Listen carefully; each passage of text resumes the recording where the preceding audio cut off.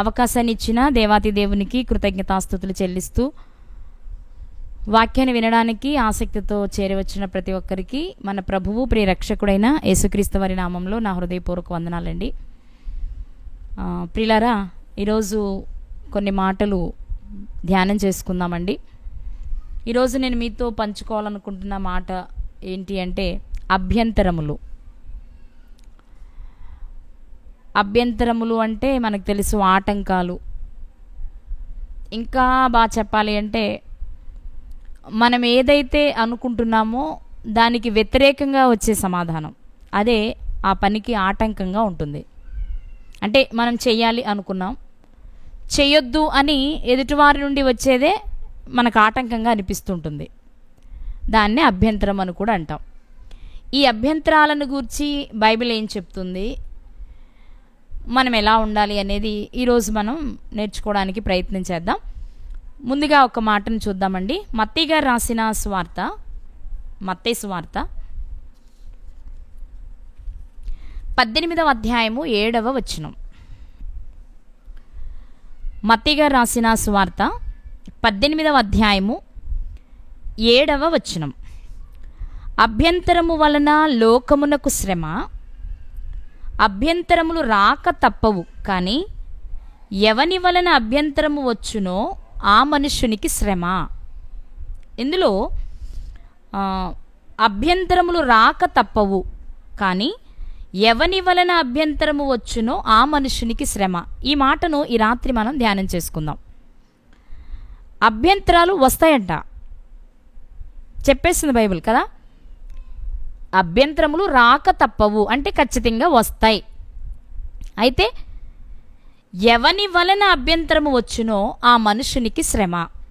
అంటే ఎవరు అభ్యంతరాన్ని కలుగ చేస్తారో, ఎదుటివారికి ఆటంకంగా ఉంటారో, లేక మంచి పని చేయాలి అనుకునే వారికి ఆ పని చేయనీయకుండా ఆటంకాన్ని కలిగిస్తారో, లేకపోతే ఒక వ్యక్తి సంతోషంగా ఉండడానికి ప్రయత్నిస్తున్నప్పుడు అతను సంతోషపడకుండా ఉండడానికి ఎవరైతే ప్రయత్నం చేస్తారో ఆ వ్యక్తికి శ్రమంట. ఇప్పుడు మనం ఒక విషయాన్ని ఆలోచించాలి. అభ్యంతరాలు లేక ఆటంకాలు మన అనుదిన జీవితంలో తప్పకుండా వస్తాయి. అయితే ఈ అభ్యంతరాన్ని ఎవరు కలుగ చేస్తున్నారో ఆ వ్యక్తికి శ్రమట. రైట్, కలిగించిన వ్యక్తికి శ్రమ. మరి అభ్యంతరాన్ని కలిగించినప్పుడు ఆ అభ్యంతరం వలన వెనుక తిరిగిన వారి పరిస్థితి ఏంటి, లేక అభ్యంతరాన్ని ఎదిరించి ఆ పనిని ముగించే వారి పరిస్థితి ఏంటి? అభ్యంతరాలు వస్తాయి. అభ్యంతరాన్ని ఎవరో కలుగ చేస్తారు, కలుగ చేసిన వ్యక్తికి శ్రమ. మరి అభ్యంతరాన్ని తీసుకున్న వ్యక్తి, ఆ అభ్యంతరానికి ధైర్యంగా నిలబడి జయించిన వ్యక్తి పరిస్థితి ఏంటి అంటే, ఇదే మత్తయి గారు మరొక మాట చెప్పారు. ఒకసారి చూద్దాం. మత్తయి గారు రాసిన సువార్త 11వ అధ్యాయము, మత్తయి గారు రాసిన సువార్త 11వ అధ్యాయము 6వ వచనం. మరియు నా విషయమై అభ్యంతరపడని వాడు ధన్యుడని ఉత్తరమిచ్చెను. యేసుక్రీస్తు ప్రభువారు చెప్తున్న మాట ఇది. నా విషయమై ఎవరు అభ్యంతరపడరో అలాంటి వారు ధన్యులు. మరి అభ్యంతర పడేవారు ధన్యులు కాదు, అంతే కదా. అభ్యంతరాలు వస్తాయి. అభ్యంతరాలను కలిగించే వారికి శ్రమ. అభ్యంతరాన్ని ఎదిరించేవారు ధన్యులు. అభ్యంతరాన్ని ఎదిరించలేని వారు ధన్యులు కాదు. ఇది బైబిల్ చెప్తున్న విషయం.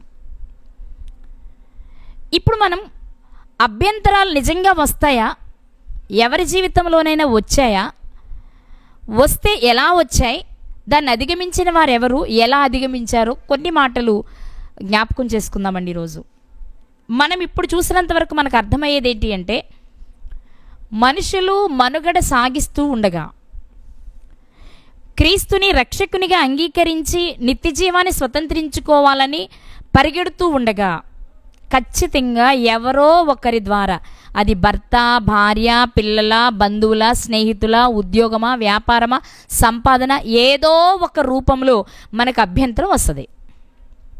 కానీ అది అభ్యంతరమని మనం గుర్తించడమే కష్టం. ఒకవేళ గుర్తిస్తే దాని నుండి బయటపడడానికి ప్రయత్నం చేసేవాడు ధన్యుడు, బయటపడేవాడు ధన్యుడు.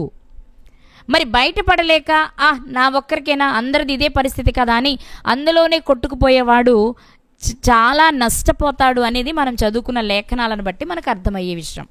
అసలు యేసుక్రీస్తు వారు ఈ మాట ఎందుకు చెప్పాల్సి వచ్చింది అంటే, మళ్ళీ ఒకసారి మత్తయి సువార్త 18వ అధ్యాయంలోనికి వెళ్దామండి. మనం మత్తయి గారు రాసిన సువార్త 18వ అధ్యాయంలో శిష్యులు యేసునొద్దకు వచ్చి పరలోక రాజ్యంలో ఎవడు గొప్పవాడని అడిగారు. అప్పుడు ప్రభు చెప్పారు, మీరు మార్పు నొంది బిడ్డల వంటి వారైతేనే కానీ పరలోక రాజ్యంలో ప్రవేశించలేరు అని చెప్పారు. చెప్తూ బిడ్డల వలె తగ్గించుకొన్నవాడెవడో వాడు పరలోక రాజ్యంలో గొప్పవాడు అని 5వ వచనం వచ్చేటప్పటికి ఆయన చెప్తున్న మాట, ఈలాంటి ఒక బిడ్డను, ఎలాంటి మార్పు చెంది తనను తాను తగ్గించుకునే స్వభావం కలిగిన ఒక వ్యక్తి, మార్పు చెంది తనను తాను తగ్గించుకునే ఒక వ్యక్తి ఎవరుంటారో ఆ వ్యక్తిని చేర్చుకునివాడు నన్ను చేర్చుకును. నాయందు విశ్వాసముంచు ఈ చిన్నవారిలో ఒకనిని అభ్యంతరపరచువాడెవడో వాడు మెడకు పెద్ద తిరుగటి రాయి కట్టబడిన వాడై మిక్కిలి లోతైన సముద్రంలో ముంచివేయబడుట వానికి మేలు. ఇక్కడ పరలోక రాజ్యంలో ఎవరు గొప్పవారు అనే ఒక ప్రశ్న వచ్చింది. అప్పుడు చెప్పారు ఆయన, ఎవరు గొప్పవారంటే తమను తాము ఎవరు తగ్గించుకుంటారో వారు గొప్పోళ్ళు. తమను తాము తగ్గించుకోవడం అనేది అందరి వల్ల అయ్యే పని కాదు. ఎందుకు తగ్గాలి? నాకేం పని తగ్గాలని? వాళ్ళ మాట అంటే నేను పడాలా? వాళ్ళు కొడితే నేను పడాలా? నాకు అంత అవసరం ఏం లేదు, నాకు అవసరం లేదు, నేను ఎందుకు పడతాను? వాళ్ళు ఏమి నన్ను పెంచుతున్నారా, పోషిస్తున్నారా అంటాం బయట వాళ్ళైతే. అదే పెంచి పోషించే వాళ్ళైతే పెంచితే పోషిస్తే వాళ్ళ బాధ్యత కాదా? అంత మాత్రాన వాళ్ళంటే నేను పడాలా? ఇప్పుడు సమాజంలో ఉన్న పరిస్థితులు అంటే తగ్గించుకోవడం అనేది నాకు అర్థమైనంత వరకు 99% చేయం. ఎందుకంటే మనిషికి అహం అనేది ఒకటి ఉంటుంది, అది మనిషిని రెచ్చగొడుతూ ఉంటుంది. నీకేం తక్కువ, నువ్వెందుకు లోబడాలి, నువ్వెంత వాడంతే కాదా, వాడెంత నువ్వంతే కాదా అని మనల్ని రెచ్చగొట్టడం వలన ఏం చేస్తామంటే అవును ఎందుకు తగ్గాలి, నేను ఎందుకు తగ్గాలి, నాకేం పని, నేను తగ్గను అంటే తగ్గితే మన విలువ ఎక్కడో తగ్గిపోతుందని భయం, తగ్గితే మనల్ని చిన్న చూపు చూస్తారని భయం. ఇక్కడ మనుషులు చేసే పనులను బట్టి నేను తగ్గిపోతున్నానేమో, నేను ఎందుకు తగ్గాలి, నేను నిటారుగా నిలబడాలి అనుకుంటున్నామే తప్ప తగ్గితే పోయేదేమీ లేదు, దేవుని దృష్టిలో గొప్పవాళ్ళం అవుతాము తప్ప అనే మాట ఎవరికి గుర్తుకు రావట్లా. ఈ రాత్రి దేవుడు మనతో మాట్లాడుతున్న విషయం ఏంటి అంటే, ఎవడు మార్పు నొంది, పర్వాలేదండి నన్ను ఏదన్నా పర్వాలేదండి, ఏమైంది మాటేగా, పోన్లే ఒక దెబ్బేగా, అయితేలేండి ఆయన ఉన్నాడు కదా, న్యాయం తీర్చే ఆయన చూస్తాడుగా, ఓకే చిన్నపోయానా, అయితేలేండి ఏమైంది, ఎన్ని రోజులు ఉంటుంది ఇది, నన్ను కించపరిచారా, అయితేలేండి అనుకోలేకపోతున్నాం. అంటే అలాంటి మార్పు మన జీవితంలోనికి రాలేదు. ఇక్కడ యేసుక్రీస్తు వారు చెప్తున్న విషయం ఏంటో తెలుసండి, మార్పు చెందిన వారే పరలోక రాజ్యములో ప్రవేశిస్తారు, మార్పు చెందిన వారే పరలోక రాజ్యమును గొప్పవారిగా ఉంటారు. పరలోక రాజ్యంలో ప్రవేశించాలన్నా, పరలోక రాజ్యంలో గొప్పగా ఉండాలి అన్నా మన జీవితంలో జరగవలసింది ఏంటంటే మార్పు. అది ఎంత మార్పు అంటే నిన్ను నీవు తగ్గించుకునే అంత. నీకే అవునులేండి, అవును నా ఏముందిలేండి దానిలో, అయినా నాది అదేలేండి, దానికోసం పెద్ద నేనేం ఫీల్ అవను అనుకోగలిగితే నీ అంత గొప్పవాడు లేడట అని మాట్లాడుతూ అభ్యంతరాలు వస్తాయి. ఒకటి గుర్తుపెట్టుకో, నీకెవరు అభ్యంతరాన్ని కలిగిస్తున్నారో అతనికి శ్రమే, కానీ అది అభ్యంతరమని గుర్తించి దానిని జయించడానికి నువ్వు ప్రయత్నం చేస్తే తప్పకుండా నువ్వు ధన్యుడు అవుతావు. ఇది బైబిల్ చెప్తున్న విషయం. మరి మత్తయి సువార్త 11వ అధ్యాయంలో కూడా యేసుక్రీస్తు వారే మాట్లాడుతున్నారు. అక్కడ అసలు అభ్యంతరాలు ఎవరి విషయంలో వస్తే ఓర్చుకుంటే ధన్యులం అనేది ఆలోచిస్తే నా విషయం అన్నారు యేసుక్రీస్తు వారు. అభ్యంతరాలు అంటే మనం ఏదో తప్పు చేసి లేదా దాని వలన వచ్చే పరిస్థితిని బట్టి వ్యతిరేకంగా వచ్చేదని కాదు. ఇక్కడ క్రీస్తు విషయమై, క్రీస్తుని అంగీకరించే విషయం కానివ్వండి, క్రీస్తుని గుర్తించే విషయం కానివ్వండి, క్రీస్తుని గురించిన స్వార్థ వినే విషయంలో కానివ్వండి, స్వార్థ చెప్పే విషయంలో కానివ్వండి, క్రీస్తు విషయంలో వచ్చే అభ్యంతరాలను మనము అధిగమించగలగాలి. ఇది బైబిల్ చెప్తున్నమాట. ఇది క్రొత్త నిబంధన చట్టం ప్రకారం. మన పాత నిబంధన నుండి మనం చూసినట్లయితే దేవుని విషయంలో మనలను మనం తగ్గించుకోగలిగితే అది దేవుని దృష్టిలో గొప్ప విషయం.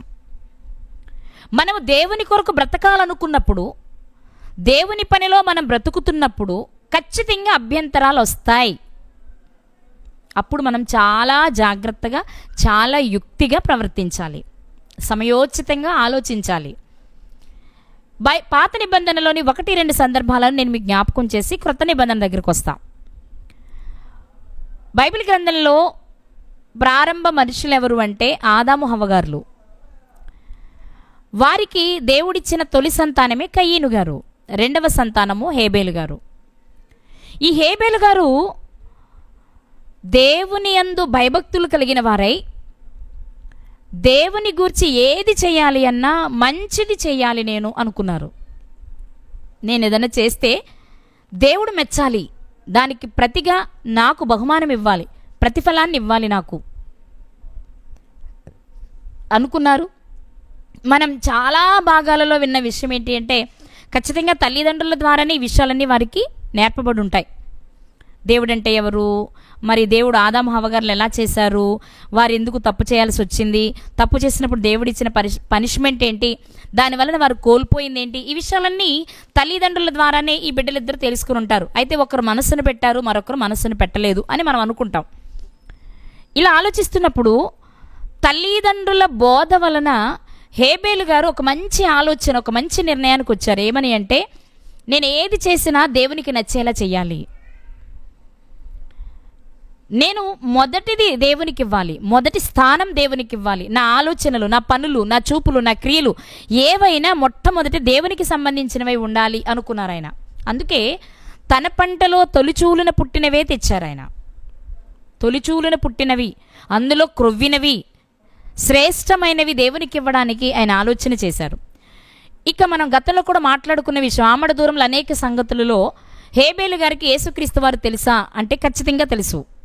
ఎందుకంటే ఆదాము హవ్వలు పాపము చేసినప్పుడు దేవుడు వారితో చెప్పిన మాట, సర్పమును శపిస్తున్నప్పుడు చెప్పిన మాట, నేను కన్యక గర్భాన కుమారుని పంపిస్తాను, ఆయన నిన్ను తల మీద కొడతాడు, నువ్వు ఆయన మడ మీద కొట్టాలి, భౌతికంగా సర్పంతోనూ ఆధ్యాత్మికంగా సాతానుతోనూ మాట్లాడిన విషయాలు మనకు తెలుసు. కాబట్టి లోకరక్షకుడు ఒక ఆయన వస్తారనే సంగతి ఆదాము హవ్వగారులకు కూడా తెలుసు కాబట్టి వారు ఏం చేశారంటే తమ పిల్లలకు భవిష్యత్తులో రాబోయే మెస్సియాని గురించి కూడా చెప్తూ వచ్చారు. అనడానికి సంకేతమే హేబేలు గారు తన అర్పణ విషయంలో జాగ్రత్త తీసుకోవడం. యేసుక్రీస్తుకు సాదృశ్యంగా ఉన్నటువంటి గొర్రెను, యేసుక్రీస్తుకు సాదృశ్యంగా ఉన్నటువంటి తొలిచూలుని, యేసుక్రీస్తు వారికి సాదృశ్యమైన బలిని హేబేలు గారు ఇచ్చినట్లుగా మనం చూస్తాం.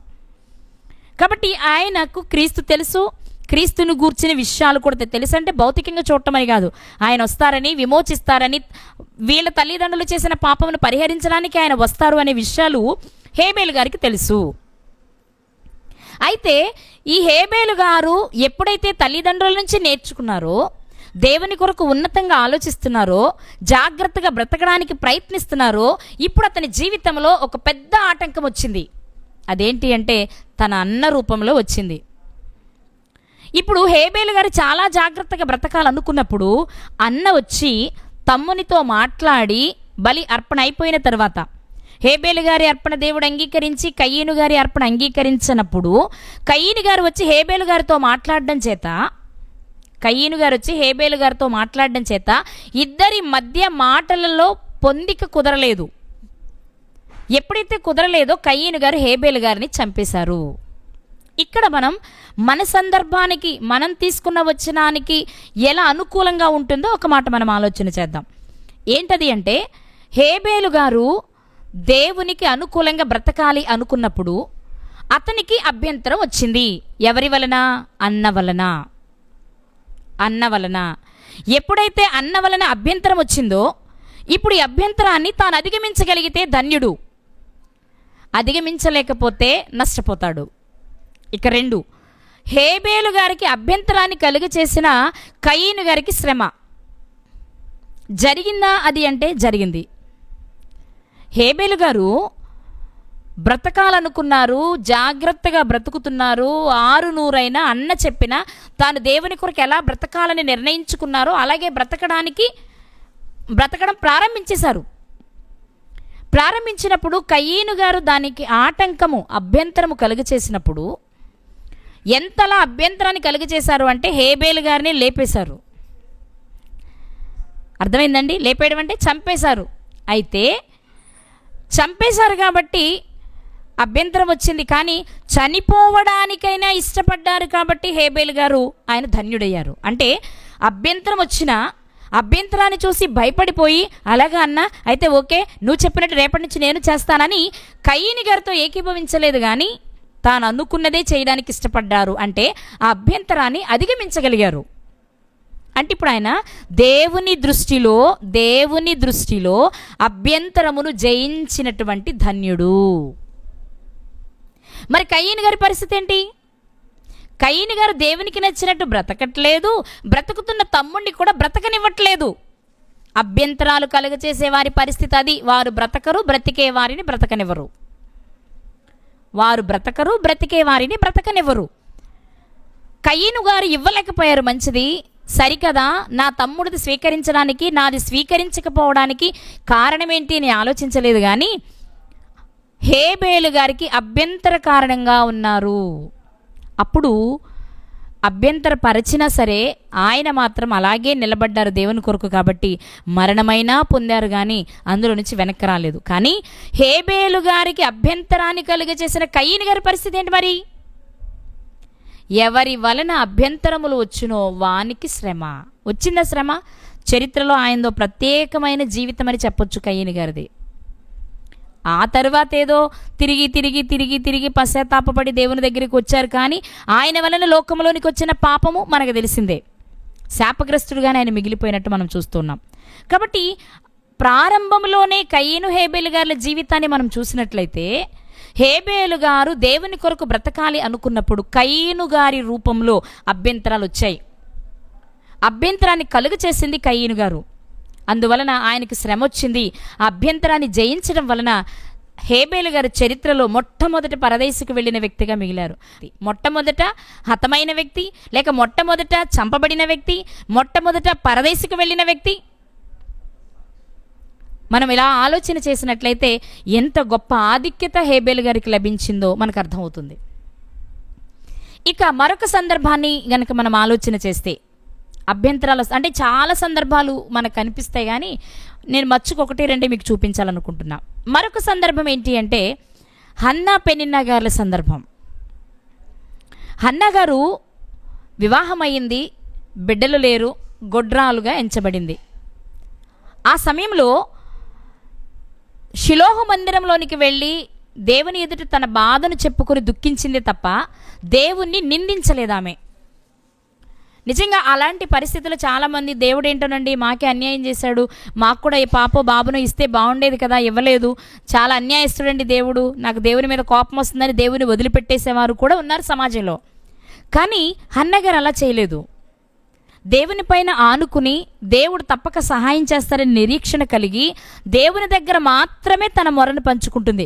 తన భర్త దగ్గర కానీ, తన బంధువుల దగ్గర కానీ, తన స్నేహితుల దగ్గర కానీ, దైవజనుల దగ్గర కానీ చెప్పుకోవట్లేదు. కానీ దేవుని మందిరంలోనికి చేరి మోకరించి కన్నీటితో ప్రార్థన చేస్తూ ఉందామె.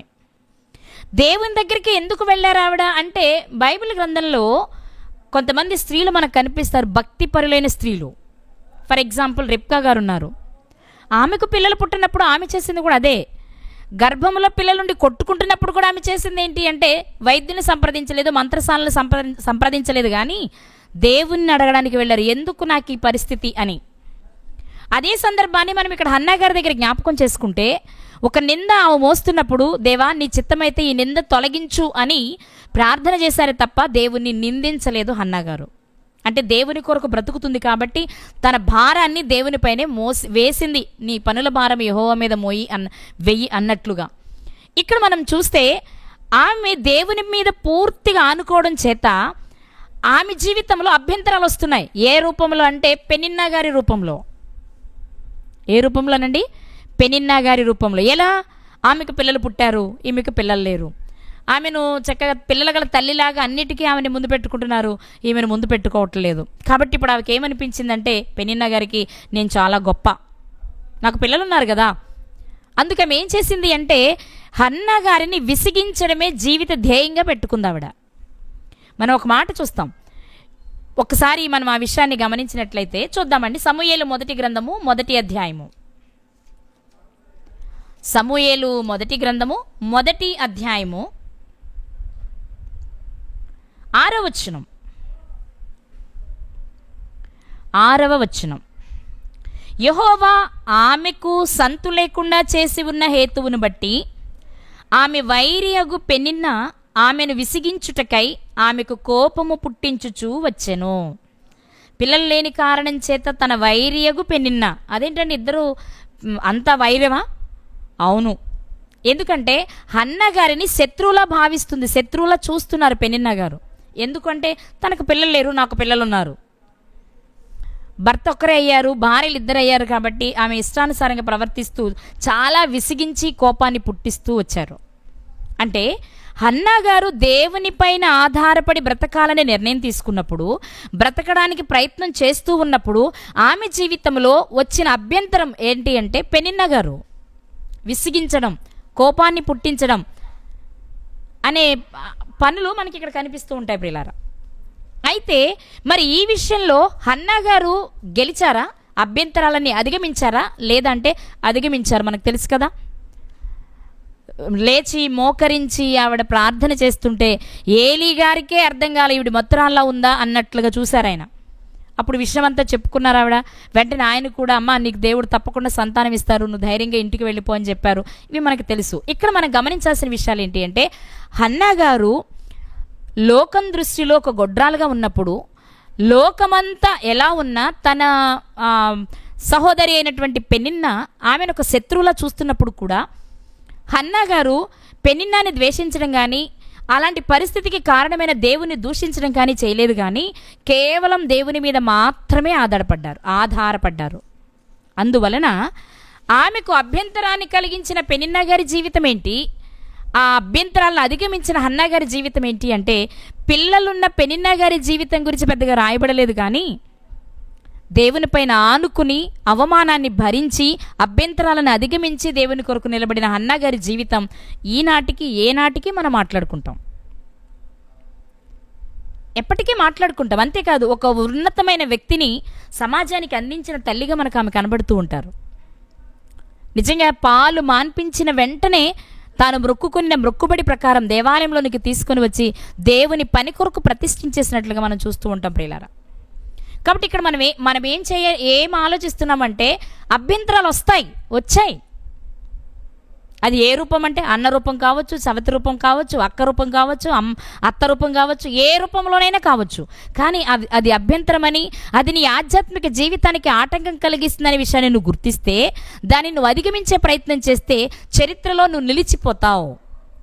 మొట్టమొదట హతసాక్షిగా హేబేలు గారు మిగిలిపోయినట్లుగా మొట్టమొదటిగా ఈ తల్లిని కూడా మనం మాట్లాడుకోవచ్చు. బిడ్డల కొరకు అవమానాలను భరించి దేవుని దగ్గర పోరాడి లేక దేవుని దగ్గర బ్రతిమలాడి సంతానాన్ని పొందుకున్న ఒక తల్లిగా మనం హన్నా గారి జీవితాన్ని చూస్తూ ఉంటాం. కానీ ఎంతోమంది సంతానం కలిగినటువంటి పెనిన్నా గారి జీవితం ఏంటి అంటే అక్కడతో ఆగిపోయింది ఆమె జీవితంలో. తర్వాత ఏం జరిగిందనేది మనకు వ్రాయబడలేదు. కాబట్టి అభ్యంతరాలు వస్తాయి, కానీ వచ్చినప్పుడు అధిగమించిన ఈ ఇద్దరిని మనం చూస్తూ ఉన్నాం. ఇక అభ్యంతరాలు వస్తే అధిగమించకపోతే జరిగేదేంటి, లేదా ఏం జరుగుతుంది అనడానికి మనం ఏలీ గారిని కూడా తీసుకోవచ్చు, సమూయేలు గారిని కూడా తీసుకోవచ్చు. సమూయేలు గారు దేవుని సన్నిధిలో విడువబడి, అంటే తల్లి తీసుకొచ్చి పాలు మాన్పించిన తర్వాత విడిచిపెడితే ఆనాటి నుండే యెహోవా ఎదుట పరిచర్య చేయడం ప్రారంభించారు ఆయన. చిన్నగా ఆ పరిచర్య ఎంతగా పెరిగింది అంటే ఒకవైపు ఏమో ఏలీ గారి కుమారులేమో మందిరములో బలి అర్పించడానికి వచ్చిన స్త్రీలను పాడు చేస్తూ వారితో శయనిస్తూ అసభ్యంగా ప్రవర్తిస్తూ దేవుని ఉగ్రతకు కారకులైతే వాళ్ళంతా ఆయన చుట్టూ నిజం చెప్పాలంటే సమూయేలు గారికి చుట్టూ ఉన్నారు వాళ్ళంతా కదా. అక్కడ వాళ్ళని చూస్తూనే పెరుగుతున్నారు ఆయన. అలాంటి పరిస్థితుల్లో కూడా ఆ చిన్న వయసులో కూడా తన ఆధ్యాత్మిక జీవితానికి ఆటంకం కలగకుండా చూసుకున్న వ్యక్తి ఎవరు అంటే సమూయేలు గారు. సమూయేలు గారికి ఎవరయ్యా అభ్యంతరాలు కలిగి చేసేది అంటే, ప్రత్యక్షంగా అవ్వకపోయినా పరోక్షంగానైనా అభ్యంతరాలు కలిగి చేస్తుంది ఎవరంటే హోప్ని ఫినెహాసులు. నిజంగా సమూయేలు గారు ఆ వయసులో పెద్దవాళ్ళు కాబట్టి వాళ్ళు చెప్పిన మాట వినాలి అనే ఉద్దేశంతో పెరిగినట్లయితే హోప్ని ఫినెహాస్ గారు చేసినట్లుగా దేవునికి వ్యతిరేకమైన కార్యక్రమాలు చేయవలసి వచ్చేది. కానీ వారు చేసిన పనులను చేయలేదు. కానీ వాళ్ళ ద్వారా దేవుడు చెప్పిన మాట, ఏలీ గారు కానీ మిగిలిన వారు కానీ చెప్పిన మాటను విని తన బ్రతుకును మాత్రం దేవునికి అనుకూలంగా మలుచుకున్న వ్యక్తి. ఒక మాట చెప్పాలి అంటే, అభ్యంతరాలు సమూయేలు గారికి వచ్చాయి. కానీ ఆ అభ్యంతరాలను అధిగమించడం వలన చరిత్రలో ఒక గొప్ప ప్రవక్తగా మిగిలిపోయారు ఆయన. మరి అభ్యంతరాలను కలుగ చేసినటువంటి ఏలీ కుమారుల జీవితం ఏంటి? ఒక రకంగా అభ్యంతరాన్ని కలిగి చేయటమే కదా. అవును కదండి. ఇప్పుడు మనం సమాజాన్ని చూస్తాం, దైవజనులను చూస్తారు విశ్వాసులు. మా దైవజనుడు ఎలా ఉంటున్నాడు, మా దైవజనుడు ఎలా తింటున్నాడు, మా దైవజనుడు ఏం ధరిస్తున్నాడు, మా దైవజనుడు ఎలా మాట్లాడతాడు, ఖచ్చితంగా అన్నీ చూస్తారు. అవే ఫాలో అవుతూ ఉంటారు. మనకు అర్థమైపోతుంది, వాళ్ళని చూడగానే వాళ్ళ గురువు గారిని గుర్తు చేసేలా ఉంటాయి వాళ్ళ పనులు. కాబట్టి విశ్వాసులు దైవజనులను ఫాలో అవుతున్నారు కాబట్టి వారికి మాదిరిగా ఉండాలి, మందకు మాదిరిగా ఉండాలి మనం. అలా లేకపోతే చాలా ప్రమాదం అండి.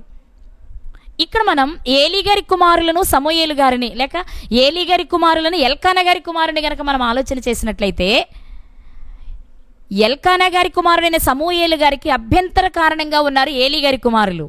అయినప్పటికీ ఆయన అభ్యంతర పడలేదు, కానీ దాన్ని అధిగమించి జయించగలిగాడండి. నిజంగా సమూయేలు గారు మాట్లాడతారు ఒక మాట, ఇక్కడ అవసరం కాబట్టి నేను ఒకసారి చదివిస్తాను మీతో. సమూయేలు గారు రాసిన సమూయేలు మొదటి గ్రంథము 12వ అధ్యాయము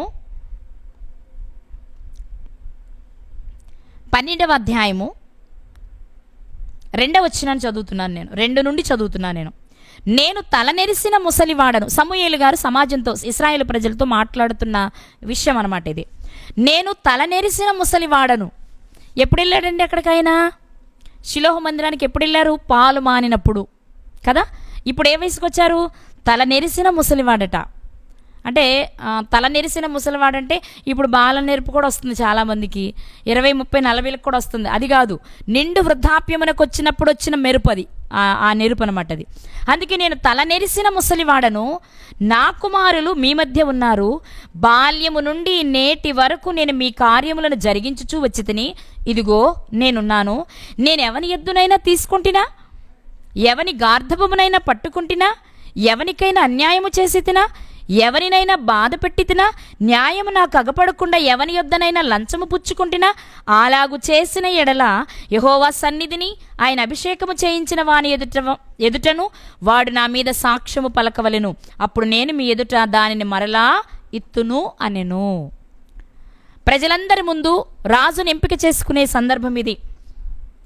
రాజుగా సౌలు గారికి అభిషేకం జరిగిపోయిన తర్వాత రాజుగారిని నిలబెట్టి ప్రజలందరితో సమూయేలు గారు మాట్లాడుతున్న విషయం, నా తల్లి దగ్గర పాలు మానిన నాడు వచ్చాను నేను ఇక్కడికి, ఇప్పుడు ముసలివాడినైపోయాను.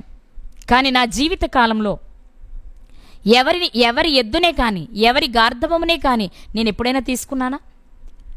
న్యాయము కనబడకుండా ఉండినట్లుగా నేను ఎవరి దగ్గర లంచాన్ని పుచ్చుకున్నానా? ఒకవేళ నేను ఎవరికైనా అన్యాయం చేసినట్టు, లంచం తీసుకున్నట్టు మీకు అనిపిస్తే, ఇదిగో దేవుడు అభిషేకించిన రాజు ఎదుట ఎవరైనా సరే నా మీద సాక్ష్యం చెప్పొచ్చు. నిజంగా మీరు అది చెప్పి రుజువు చేయగలిగితే వెంటనే నేను దాని పరిహారాన్ని చెల్లిస్తాను అని మాట్లాడుతున్నారు ఈయన. నేనంటాను, ఎంతటి నమ్మకం, ఎంతటి ధైర్యం సమూయేలు గారికి. నిజంగా ఎలాంటి పరిస్థితుల్లో పెరిగారాయన, ఎలాంటి వాతావరణంలో పెరిగారాయన. ఎన్నో సందర్భాలలో అభ్యంతరపడి వెనుకకు వెళ్ళిపోయే పరిస్థితులు ఆయనకు ఎదురైనప్పటికీ అభ్యంతరాలన్నింటినీ అధిగమించి దేవుని దృష్టిలో ధన్యుడయ్యారు సమూయేలు గారు. కానీ ఈయనకు అభ్యంతరాలను కలిగించిన వారంతా మాత్రం నష్టపోయారండి. అభ్యంతరాలు కలిగించిన వారందరూ నష్టపోయారు, శ్రమను పొందారు. మనకు తెలుసు కదా, హోప్ని ఫినెహాసులు ఒకేసారి యుద్ధంలో మరణించారు. అలాగే వారి కుటుంబంలో యవ్వనం వచ్చేటప్పటికి అందరూ మరణిస్తారని, వృద్ధాప్యాన్ని ఎవరు చూడరని దేవుడి శాపాన్ని ఇచ్చినట్టు మనం చూస్తున్నాం. అదేంటండి, వాళ్ళ అభ్యంతరం కలిగించడం ఏంటండి అనొద్దు. వాళ్ళు దైవజనుని పిల్లలు, యాజకుని పిల్లలు, అలాగే మందిరంలో యాజక ధర్మాన్ని జరిగిస్తున్న పిల్లలు. వాళ్ళు అలా చేయడం అనేది దేవుని దృష్టిలో చాలా చాలా తప్పు.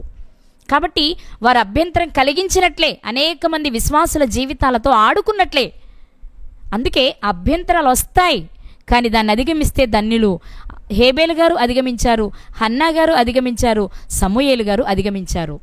అలాగే అభ్యంతరాన్ని కలుగ చేసిన కయీని గారు నష్టపోయారు, కలుగ చేసిన పెనిన్నా నష్టపోయారు, అలాగే అభ్యంతరాన్ని కలుగ చేసిన ఏలీ గారి కుమారులు నష్టపోయారు, శ్రమను పొందారు. ప్రియులారా, ఈ రాత్రి దేవుడు మనతో మాట్లాడుతూ ఉన్నారు. మరి ఈ అభ్యంతరాలనేవి లేక ఈ ఆటంకాలనేవి పాత నిబంధన కాలమేనంటే కాదు, క్రొత్త నిబంధన వరకు. అందుకే యేసుక్రీస్తు వారు చెప్పారు కదా, అభ్యంతరాలు రాక మానవు తప్పవు, కానీ మీరు జాగ్రత్త అని చెప్పారు. రైట్. మరి మనం ఒకసారి ఆలోచన చేసినట్లయితే నిజంగా ఈరోజు మనకు అభ్యంతరాలు వస్తాయా? వస్తాయి.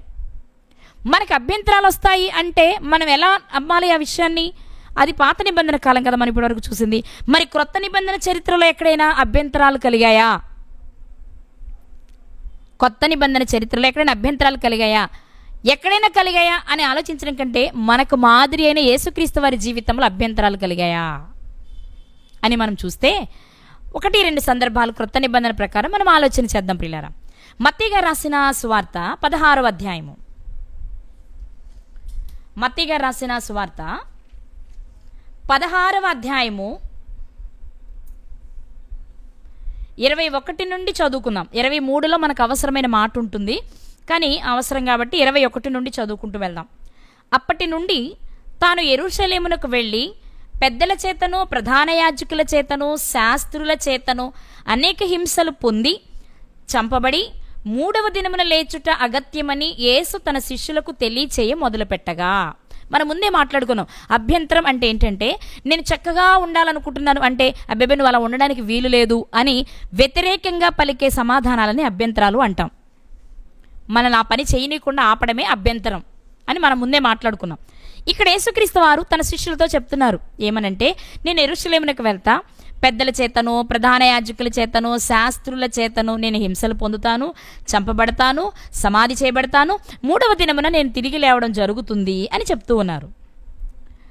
అలా చెప్పడం ప్రారంభించి దాన్నే మనం సువార్త అంటాం కదా, మరణ సమాధి పునరుద్ధానాలు అందులో ఉన్నాయి కాబట్టి సువార్త అంటే ఇలా జరుగుతుంది అని చెప్పడం, అది ఆ సువార్త. ఆ తర్వాత జరిగింది అని చెప్పడం ఈరోజు మనం చేసే సువార్త. అయితే ఆ విషయాలు ఎప్పుడైతే ప్రభు మాట్లాడుతూ ఉన్నారో వెంటనే పేతురు గారు కల్పించుకుని ఏం చేశారు? 22వ వచనం నుండి చూద్దాం మనం. మత్తయి సువార్త 16వ అధ్యాయము 22వ వచనం. పేతురు ఆయన చేయి పట్టుకుని, ప్రభువా అది నీకు దూరమగునుగాక, అది నీకెన్నడూ కలుగదని ఆయనను గద్దింపసాగును. ఏంటి ప్రభువా మీరు మాట్లాడుతుంది? అబ్బేబే మీకు అలా జరగడానికి వీల్లేదు, అది మీకు దూరమవునుగాక, జరగకూడదు. జరుగుద్ది నాకు అని ప్రభు చెప్తుంటే జరగకూడదు జరగకూడదు అంటున్నారు పేతురు గారు. అంటే ప్రభు చెప్తున్న మాటకి వ్యతిరేకంగా చెప్తున్నారు, దానికి ఆటంకంగా మాట్లాడుతున్నారు ఆయన. అప్పుడు యేసుక్రీస్తు వారు చెప్తున్న మాట, అది నీకెన్నడూ కలగకుండునుగాక అని ఆయన అన్నప్పుడు పేతురు గారి వైపు తిరిగి యేసుక్రీస్తు వారు చెప్తున్న మాట. అయితే ఆయన పేతురు వైపు తిరిగి, సాతానా నా వెనుకకు పొమ్ము, నీవు నాకు అభ్యంతర కారణమై ఉన్నావు. ఏమంటున్నారు ఆయన? నీవు నాకు అభ్యంతర కారణమై ఉన్నావు. నేను ఒక మంచి పని చేయాలనుకుంటున్నా, ఆ పని చేయడానికి ఈ లోకానికి వచ్చా, కానీ ఆ పని ఆపడానికి నువ్వు ప్రయత్నిస్తున్నావు, అభ్యంతర కారణంగా ఉన్నావు. బాగా ఆలోచించు పేతురు, నువ్వు మాట్లాడుతుంది రైట్ కాదు. ఒకవేళ ఈ మాట మీదే నువ్వు నిలబడి ఉంటే నాకు అభ్యంతరాన్ని కలుగ చేసిన వారిలో నీవుండి శ్రమను పొందవలసి ఉంటుంది. ఇక్కడ మనం కొంచెం ఆలోచిస్తే యేసుక్రీస్తు వారు ఎలాగూ దీనిని అధిగమిస్తారు, ఈ అభ్యంతరాన్ని అధిగమిస్తారు, ఆయన ధన్యుడవుతారు, అది మనకు తెలుసు, అయ్యారు కూడా. కానీ ఇక్కడ విషయం ఏంటి అంటే, నీవు నాకు అభ్యంతర కారణంగా ఉన్నావు అంటే ఒకసారి చెక్ చేసుకో నువ్వు చేసేది, లేకపోతే నువ్వు నష్టపోతావు. అభ్యంతరాలు వచ్చాయి, కానీ అభ్యంతరానికి కారణం నువ్వు కాకూడదు. అందుకేనేమో ఇస్కరియోతు యూదా గారి విషయంలో కూడా ఆయన చాలా శ్రద్ధ తీసుకున్నది. యేసుక్రీస్తు వారికి అభ్యంతర కారణంగా ఉన్నది ఎవరు అంటే ఇక్కడ పేతురు గారు, అభ్యంతరాన్ని కలుగ చేసింది ఎవరు అంటే ఇస్కరియోతు యూదా గారు. అభ్యంతర కారణంగా ఉన్నారు ఈయన.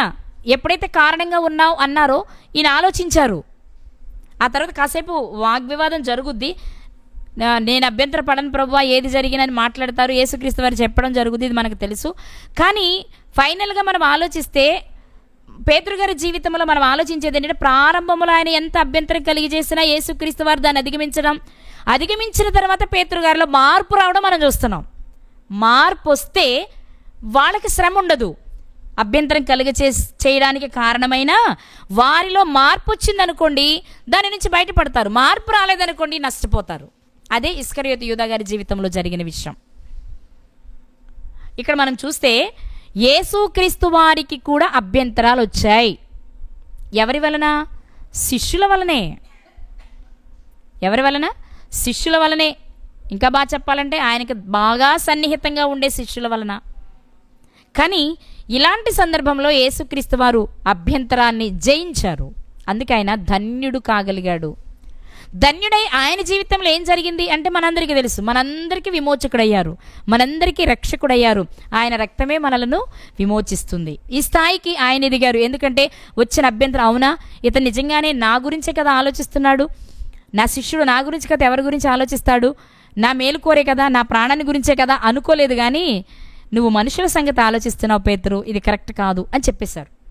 ఎప్పుడైతే యేసుక్రీస్తు వారు అలా చెప్పారో పేతురు గారు వెంటనే ఆలోచించుకున్నారు, సరి చేసుకున్నారు. ఆ తర్వాత మనం చూస్తాం. అందుకే ఇస్కరియోతు యూదా గారిలా పోయి ఉరిపెట్టుకొని చనిపోలేదు, కానీ పక్కకు వెళ్ళి కన్నీటితో పశ్చాత్తాపంతో తన పాపాన్ని కడుక్కున్న వ్యక్తిగా పేతురు గారు మనకు కనబడుతూ ఉన్నారు. అయితే ఒక విషయం ఏంటంటే, ఇక్కడ యేసుక్రీస్తు వారికి కూడా అభ్యంతరాలు వచ్చాయి, ఆయన కూడా అధిగమించారు. అయితే యేసుక్రీస్తు వారికి అభ్యంతరాన్ని కలుగు చేసిన వ్యక్తికి మరి ఎందుకు శ్రమ లేదయ్యా అంటే, వెంటనే తర్వాత ఆయన మాటలను బట్టి దాన్ని అర్థం చేసుకున్న ఆయన వెనుకకు వచ్చాడు కాబట్టి ఆ శ్రమ నుండి తప్పించబడ్డాడు. అలాగే యేసుక్రీస్తు వారిని అమ్మేసి ఆయన జీవితానికి అభ్యంతర కారణమయ్యాడు ఇస్కరియోతు యూదా గారు.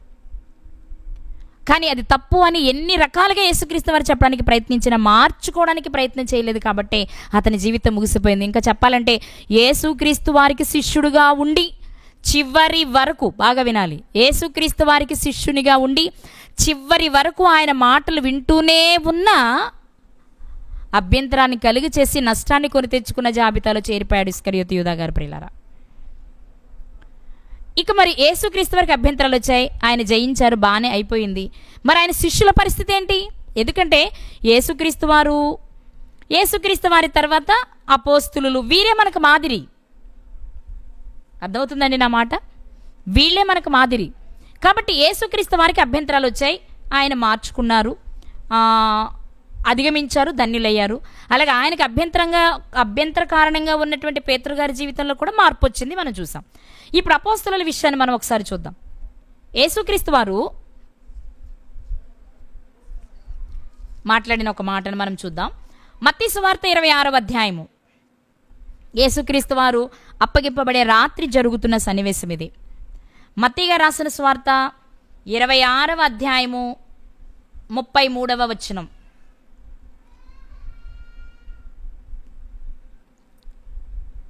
మత్తయి గారు రాసిన సువార్త 26వ అధ్యాయము 33వ వచనం. అందుకు పేతురు, నీ విషయమై అందరూ అభ్యంతరపడినను నేనెప్పుడునూ అభ్యంతరపడనని ఆయనతో చెప్పగా.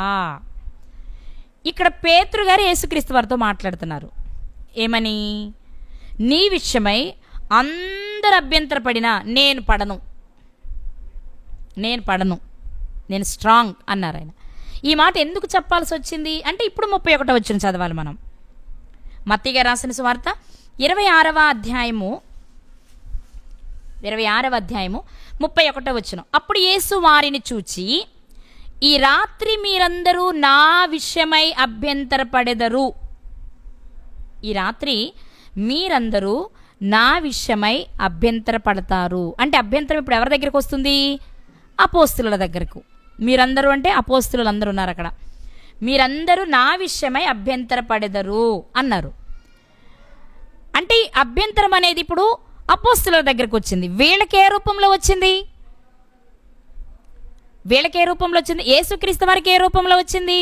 పేతురు గారి రూపంలో, ప్రేమగా మాట్లాడుతున్నట్లుగా అనిపిస్తూ, ఆయనను మరణము నుండి తప్పించడానికి ప్రయత్నం చేస్తున్నట్లుగా, జాలి పడుతున్నట్లుగా వచ్చింది. కానీ అది జాలి కాదని, అది అపవాది తంత్రమని, తనను ఆటంకపరచడానికి వచ్చిన అభ్యంతరమని గుర్తించి జయించారు యేసుక్రీస్తు వారు. రైట్. ఇప్పుడు అపోస్తుల దగ్గరికి అభ్యంతరం వచ్చింది. ఎలా? యేసుక్రీస్తు వారిని అప్పగించేస్తే, యేసుక్రీస్తు వారు ప్రజల చేతికి అప్పగించబడితే, తమ నాయకుడే లేకపోతే మా పరిస్థితి ఏంటి అనే అభ్యంతరం వస్తుంది. అది వస్తుందని ముందే తెలుసు కాబట్టి యేసుక్రీస్తు వారు చెప్తున్నారు, ఈ రాత్రే మీరందరూ నా విషయమై అభ్యంతరపడతారు. నాకు జరిగింది చూసి మీకు ఒక ఆటంకం కలుగుద్ది. నాలా బ్రతకాలని నేను ఎన్నో విషయాలు మీకు చెప్తూ వచ్చా. చివరిగా ప్రార్థన కూడా చేశా, వాక్యాన్ని మీకు ఇచ్చా, నా తండ్రిని వేడుకున్నా, వీళ్ళని లోకంలో నుంచి వేరు చేశానయ్యా, ఇక నీ చేతులకు అప్పగిస్తున్నాను, సత్యమందు ప్రతిష్ఠ చేశాను వారిని, ఇక నీకు అప్పగిస్తున్నానని చెప్పేశా.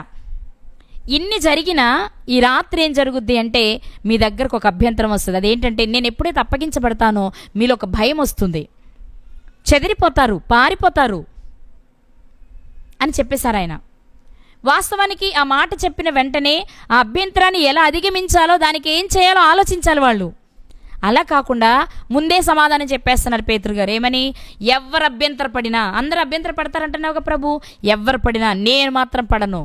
ఇది కాదు మనం చెప్పాల్సింది. అవునా ప్రభు, అభ్యంతరం వస్తుందా? అయితే నేను మెలకువగా ఉండి ప్రార్థన చేస్తాను.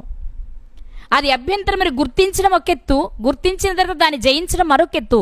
దానికి కేవలం దైవ జ్ఞానం ఉంటేనే మనం ఆ పనిని చేయగలం. కాబట్టి వెంటనే వాళ్ళ పని చెయ్యాలి. అపోస్తుల దగ్గరకు కూడా అభ్యంతరం వచ్చింది, కానీ వీళ్ళ అభ్యంతర విషయంలో పడిపోయారనే చెప్పొచ్చు. చెదిరిపోయారుగా, వెళ్ళిపోయారుగా. అంటే ఇది లేఖనం నెరవేరాలి కాబట్టి జరిగింది, ఇది వేరే విషయం, నేను కాదనట్లా. కానీ వీళ్ళకు అభ్యంతరం వస్తే వీళ్ళు చెదిరిపోయారు. కానీ మరి చెదిరిపోయిన వీళ్ళ జీవితంలో మరి వీళ్ళకెందుకు శ్రమ రాలేదు, వీళ్ళకెందుకు నష్టం రాలేదు, వీళ్ళకెందుకు దేవుని దృష్టిలో వీళ్ళు చెడ్డవారు కాలేదు అంటే ఇక్కడ ఒక విషయాన్ని మనం గమనించాలి. యేసుక్రీస్తు వారు ముందే చెప్పారు, మీ కొరకు నేను ప్రార్థన చేస్తున్నా, మిమ్మల్ని నా తండ్రి చేతికి అప్పగిస్తున్నా, నా తర్వాత మీరు గొప్ప కార్యాలు ఖచ్చితంగా చేస్తారు, ఈ మధ్యలోనే కొంచెం మీరు డిస్టర్బ్ అవుతారు, కానీ నేను మీ కొరకు ప్రార్థన చేస్తా. పేతురు గారి విషయం అయితే పర్టికులర్గా ఎస్పెషల్లీ చెప్పిన మాట ఏంటో తెలుసండి, దేవుడు యేసుక్రీస్తు వారి దేవుని విషయంలో, మీకు అభ్యంతరం వస్తుంది కానీ నీవు తొలగిపోకుండానట్లు నేను నీ కొరకు ప్రార్థన చేస్తాను పేతురు అన్నారు. కాబట్టి వీళ్ళ వలన అభ్యంతరాలు వచ్చాయి, వీళ్లకు అభ్యంతరాలు వచ్చాయి. అంటే ఈరోజు మనకు కూడా తప్పకుండా అభ్యంతరాలు వస్తున్నాయి, వచ్చాయి. ఎందుకంటే దేవుడెవరు? పెద్ద క్వశ్చన్ మార్కు. ఎవరిని దేవునిగా నమ్మాలి, ఎవరిని దేవుని కుమారునిగా నమ్మాలి, మరి ఏది ఎలా నమ్మాలి, నమ్మకపోతే ఏం జరుగుద్ది, ఇలాంటి విషయాల్లో మనకి ఎన్నో అభ్యంతరాలు వస్తున్నప్పుడు మనకు ఒకే ఒక ఆధారం, పరిశుద్ధ గ్రంథం. ఈ గ్రంథాన్ని ఎవరైతే ఎక్కువగా ధ్యానిస్తూ ఆలోచిస్తూ అందులో ఉన్న సత్యాన్ని గ్రహించే ప్రయత్నం చేస్తారో వారు మాత్రమే ఈ అభ్యంతరాలన్నిటినీ అధిగమించగలరు.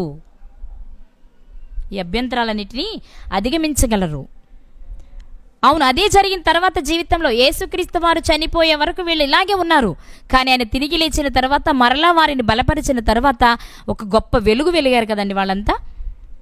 ఎన్ని సాహసోపేతమైన కార్యక్రమాలు వాళ్ళు జరిగించారో మనకు తెలుసు కదా. పేతురు గారు నడుస్తూ ఉంటే మంచాలతో తీసుకొచ్చి పేషెంట్లు పడుకోబెట్టేవారట, ఆయన నీడ పడితే బ్రతికారట. అంతటి గొప్ప గొప్ప కార్యాలు చేయడానికి కారణం ఏంటంటే ముందు తెలిసి తెలియక చేసిన పొరపాట్లు, అవి తప్పు అని తెలుసుకుని సరిచేసుకోవడం వలన వారి జీవితాలు ధన్యమయ్యాయి. కాబట్టే ఈరోజు వాళ్ళు మనకి మాదిరిగా ఉన్నారు.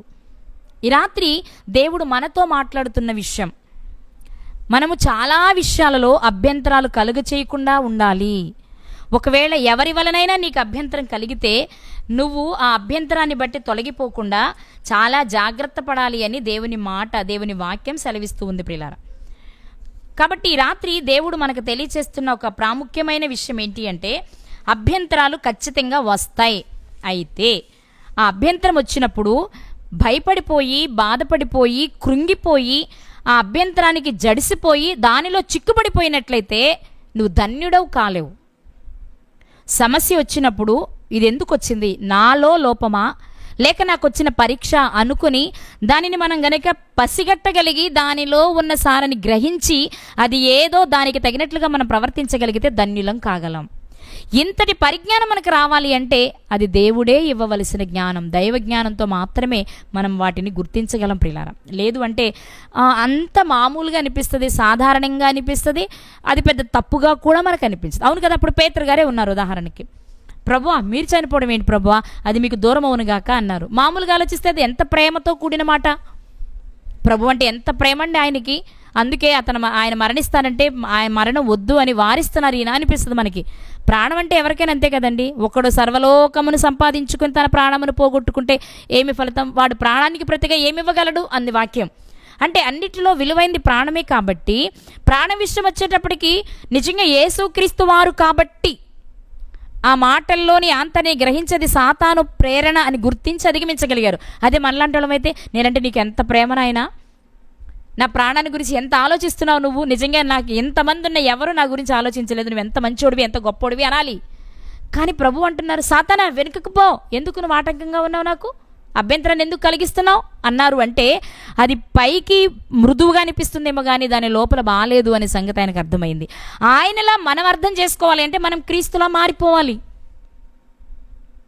మన స్వభావం ఆయనలా ఉండాలి, మన ఆలోచనలు ఆయనలా ఉండాలి, మన అనుదిన ధ్యానం ఆయనలా ఉన్నప్పుడు మనము కూడా ఇలాంటి వాటిని చక్కగా గ్రహించగలుగుతాం. ఇదేంటి తప్పు ఒప్పు అని వివేచించగలుగుతాము అని వాక్యం సెలవిస్తుంది ప్రియులారా. కాబట్టి ఈ రాత్రి దేవుడు మనతో మాట్లాడుతున్న అతి ప్రాముఖ్యమైన విషయం ఏంటి అంటే అభ్యంతరాలు వస్తాయి. అయితే ఎవని వలన అభ్యంతరాలు వస్తున్నాయో ఆ మనిషికి శ్రమ. కాబట్టి జాగ్రత్త. ఎందుకంటే అభ్యంతరాల వలన లోకమంతటికి శ్రమ, అందులో నీకు రావచ్చు. కానీ ఆ శ్రమలో నువ్వు దేవునికి అనుకూలంగా బ్రతికిన రోజు ఆనందంగా ఉంటావు. దేవునితో లేనప్పుడు అది శ్రమగా భావించి నష్టపోయి కృంగిపోతూ ఉంటావు. ఇది గుర్తించాల్సిన విషయం. కాబట్టి ఈ రాత్రి దేవుడు మనతో మాట్లాడుతున్న విషయం ఏంటి అంటే నా జీవితాలలో రక్షించబడిన నాటి నుండి ఎన్నో అభ్యంతరాలు వచ్చి ఉంటాయి. అది బయట వారి వలన, సొంత వారి వలన, సత్యం తెలిసిన వారి వలన కూడా, నీ సహోదరులు అనుకున్న వారి వలన కూడా, నిన్ను నడిపించిన వారి వలన కూడా. ఇప్పుడు నేనే ఉన్నాను, నా ద్వారా ఎవరైనా రక్షించబడి నడిపించబడుతూ ఉన్నారనుకోండి, ఏదో ఒకరోజు నాలోని లోపాన్ని చూసి పడిపోయే ప్రమాదం ఉంది కొన్ని సందర్భాలలో. అలాంటప్పుడు వాడు పడిపోవడానికి నేను కారణమవుతున్నాను అంటే అతనికి నేను అభ్యంతర కారణంగా ఉన్నాను. ఇలాంటివి అందరి జీవితాల్లో రావడానికి అవకాశం ఉంది. అందుకే ఈ రాత్రి దేవుడు మనతో మాట్లాడుతున్న విషయం ఏంటో తెలుసా? పాత నిబంధన కాలము నుండి క్రొత్త నిబంధన కాలం వరకు, నేటి వరకు కూడా ఒక వ్యక్తి నిత్య జీవాన్ని స్వతంత్రించుకోవాలనుకుని జాగ్రత్తగా బ్రతుకుతూ ఉంటే అతని జీవితంలో అభ్యంతరాలు తప్పకుండా వస్తాయి. అయితే అభ్యంతరాలను అధిగమించగలిగితే నీవు ధన్యుడవు. దేవుని దృష్టిలో నువ్వు గొప్పగా ఉంటావు. నీకంటూ ఒక గొప్ప స్థాయిని, స్థితిని ఇవ్వడానికి ఆయన ఇష్టపడుతూ ఉన్నాడు. కానీ అదే నీవు ఎదుటివారికి అభ్యంతర కారణంగా ఉంటే, అభ్యంతరాన్ని కలుగు చేసేవారిగా ఉంటే మాత్రం నీకు ఆ కోణంలో వచ్చే శ్రమ నువ్వు భరించలేనంత భయంకరంగా ఉంటుంది. ఒకసారి ఆలోచించాలి మనం ఈ రాత్రి. మనము అభ్యంతరాలు వస్తే గుర్తించి అధిగమించి ధన్యులం కాగలిగే స్థితిలో ఉన్నామా? ఎదుటివారికి అభ్యంతరాన్ని కలిగించి దేవుని నుండి శ్రమను పొందుకుని నరకానికి జారిపోయే వారిలో ఉన్నామా? ఈ రెండు మనం గుర్తుపెట్టుకోవాల్సిన విషయాలు. ఒకటి జీవం, ఒకటి మరణం. ఎందులో ఉన్నావు? అభ్యంతరాన్ని అధిగమించి ధన్యుడు కాగలిగే స్థితిలో ఉన్నావా? అందుకు ప్రయత్నిస్తున్నావా? అభ్యంతరాలను కలుగచేసి ఎదుటివారికి దేవుని నుండి శాపాన్ని పొందుకునే స్థితిలో ఉన్నావా? ఒకసారి ఆలోచించాలి మనం. ఒకవేళ అభ్యంతరం కలుగచేసినా, నీ వలన ఎవరికైనా అభ్యంతరం కలిగినా, నువ్వు కలుగచేసింది అభ్యంతరం అని గుర్తించి నువ్వు క్షమాపణ అడిగితే దేవుడు తప్పకుండా నిన్ను క్షమిస్తారు. అంతేగాని క్షమాపణ పొందడానికి అహం అనే దానిని అడ్డు తెచ్చుకుని ఏంటి క్షమాపణ అడిగేది, అవసరమైతే నరకమైన వెళ్తాను కానీ అనే డైలాగు మనం చెప్పకూడదు. ఎందుకంటే కొంతమంది నోట వింటూ ఉంటాను, ఏదైనా కొన్ని విషయాల్లో కాంప్రమైజ్ చేయడానికి మనం ప్రయత్నిస్తున్నప్పుడు మీరు ఇది మాత్రం చెప్పకండి, మీరు ఏది చెప్పినా వింటాను, ఇది మాత్రం వినను, అవసరమైతే నరకానికైనా వెళ్తాను అనే డైలాగులు నేను చాలాసార్లు విన్నాను చాలామంది నోట. అంతెందుకు? నరకం అంటే అదేమో ఏసీలా ఉంటుంది అనుకున్నారా? మంచుగడ్డల్లో కూర్చున్నట్టు హిమాలయ పర్వతాలకు ఎక్కినట్టు ఉంటుంది అనుకుంటున్నారా? భయంకరమైన వేదన ఉంటుందండి, ఏడ్పు, పండ్లు కొరుకుట. అక్కడికి ఒక్కసారి వెళ్ళి బయటకు వచ్చిన అపవాది మరలా వెళ్ళడానికి భయపడిపోయాడు. సర్వోన్నతుడైన దేవుని కుమారుడా యేసు, నాతో నీకేం పనయ్యా, నా టైం ఇంకా రాలేదు, అప్పుడే నన్ను అక్కడ పంపించొద్దు బాబోయ్ అని అరిచాడు. ఎందుకు? అక్కడుండే పరిస్థితి ఎంత భయంకరంగా ఉంటుందో ఒకసారి చూసొచ్చాడు కాబట్టి. కానీ ఈరోజు అది చూసి రాలేదు కదా, అందుకే మనకు అనుభవం లేకంటున్నావు. నరకానికైనా వెళ్తానండి, నేను వాళ్ళతో మాట్లాడండి, నరకానికైనా వెళ్తానండి, నేను వాళ్ళకి క్షమాపణ చెప్పనండి అంటే అంత బాగుంటుంది అనుకుంటున్నావా? నరకం అంటే మాటేగా ననేస్తున్నావా? ఒకటి గుర్తుపెట్టుకోవాలి, ఈ లోకంలో మనం పొందే ఏ కఠినమైన బాధ ఆ నరకంతో సమానమైతే కాదు. మాటల్లో వాడతాం మనం. రోడ్డు బాగాలేకపోతే నరకం చూస్తున్నాను అంటావు, ఇంట్లో భర్త బాగోపోతే ఆయన వల్ల నరకం చూస్తున్నాను అంటావు, పిల్లలు మనకు అనుకూలంగా లేకపోతే నరకం చూస్తున్నాను అంటావు. ఇవన్నీ ఆ నరకంతో పోల్చుకుంటే 1% కూడా ఉండదు. దీన్నే భరించలేని నీవు చిన్న చిన్న విషయాలలో నీ అహాన్ని చంపుకోలేక ఆ నరకమైనా పర్వాలేదు అంటున్నావు కదా. అంటే మనకి ఏమర్థమవుతుంది వాక్యం? ఆలోచించాలి. ఈరోజు మనం అభ్యంతరాలు వస్తాయి, కానీ వాటిని అధిగమించు. నువ్వు అధిగమించాలనుకుంటే నువ్వు అధిగమించడానికి తగిన పరిస్థితులు దేవుడు నీకు ఇస్తాడు. అధిగమించడానికి కావలసిన ధైర్యాన్ని, విశ్వాసాన్ని దేవుడు నీకు ఇస్తాడు. మనం ఎన్నోసార్లు చెప్పుకున్నాం, మనం చేయించి సహాయం చేయమని అడిగితే తప్పకుండా ఆయన ఆదుకునే దేవుడు.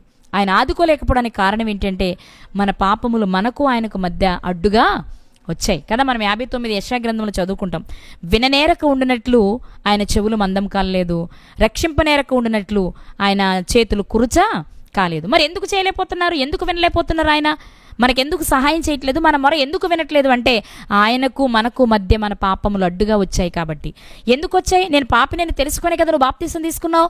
నేను పాపిని తెలుసుకునే కదా, రక్షించబడాలి అనుకునే కదా నువ్వు బాప్తిస్మం తీసుకున్నావు. బాప్తిస్మం తీసుకున్న నీవు రొట్టె ద్రాక్షరసంలో పాలు పంచుకుంటున్నావు, కానీ చిన్న మాట వచ్చినప్పుడు నేనెందుకు తగ్గాలి అని ఎందుకు అనుకుంటున్నావు? నేను అత్తనే నేనెందుకు తగ్గాలి, నేను అక్కనే నేనెందుకు తగ్గాలి, నేను తండ్రిని నేనెందుకు తగ్గాలి, నేను మామని నేనెందుకు తగ్గాలి?